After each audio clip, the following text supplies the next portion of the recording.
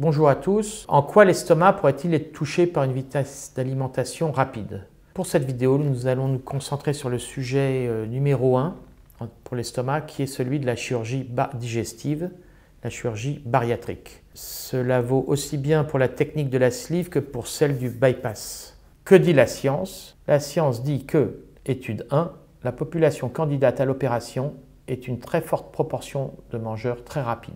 Pas rapide, très rapide, ce qu'en anglais on appelle binge eater. Publication, 197 femmes âgées de 20 à 65 ans, je cite, évaluées pour une chirurgie bariatrique et présentant un IMC supérieur à 30 kg par IMC 30, ont été interrogées et on ressort à 55% de binge eater dans la population candidate à l'opération. Vous trouverez plusieurs autres études qui sont convergentes, qui donnent une proportion majoritaire de binge eater dans des proportions de 55 à 60%, et même une étude à 80%.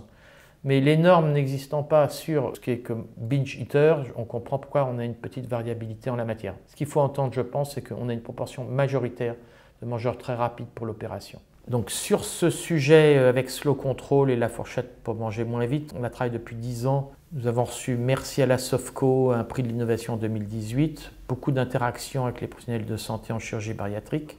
La question qui pourrait se poser donc maintenant, c'est pourquoi est-il utile pour des mangeurs rapides de manger moins vite pour une opération de chirurgie bariatrique? Alors en préambule, important de noter que nous sommes sur une recommandation de la HAS. Maintenant, pour rentrer dans les détails de pourquoi cela est utile, écoutez, j'en vois trois. Je vois en préopératoire, juste en pré-post-opératoire et en post-opératoire sur le long terme.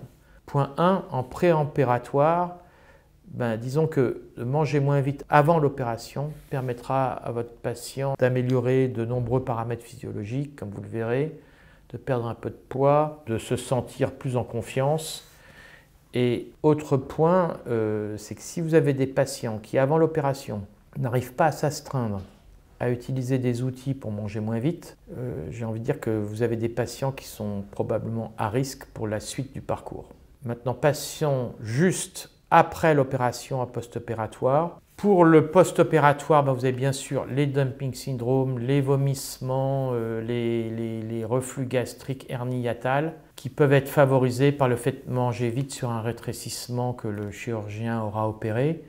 Donc là, on est sur une notion de confort après l'opération pour aider les gens à manger vite. Point 3, sur le long terme, en post-opératoire, on va dire après un mois, là, l'opération, je pense qu'on a une utilité. On va citer deux études. C'est que le fait de manger moins vite, ça, c'est pas clairement démontré. Je pose des hypothèses à travers deux études. C'est que l'opération est protégée si vous aidez vos patients à manger moins vite.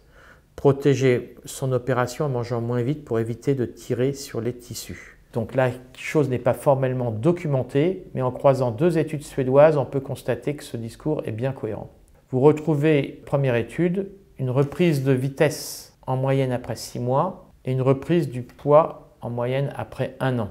On peut dire que la reprise de vitesse précède la reprise de poids. Donc là, on est sur un raisonnement inductif qui n'est pas démontré, mais qui semble logique. Mais si vous voulez illustrer ce sujet auprès de vos patients, j'utilise moi l'image du ballon d'anniversaire. Je ne sais pas si vous avez fait l'essai, c'est que si vous gonflez dans un ballon, le ballon 1 pas trop fort, il reviendra à sa forme initiale une fois qu'il sera dégonflé. Tandis que si vous gonflez dans un ballon 2 plus fort, au-delà de ce que l'on norme, puisque c'est le terme physique, le seuil d'élasticité, après dégonflage, la taille du ballon 2 sera plus grande et le tissu sera détendu. Pour résumer et pour conclure, il est conseillé de manger moins vite par les autorités de santé dans le cas d'une chirurgie digestive. Cela pourrait être utile avant, juste après et sur le long terme. Les ressources qui ont appuyé cette vidéo sont en documentation. N'hésitez pas à me dire en commentaire si vous voyez des points à discuter ou à enrichir. Je vous remercie et j'espère vous retrouver dans notre prochaine vidéo avec un grand sujet qui est celui des intestins. Merci, suite au prochain épisode.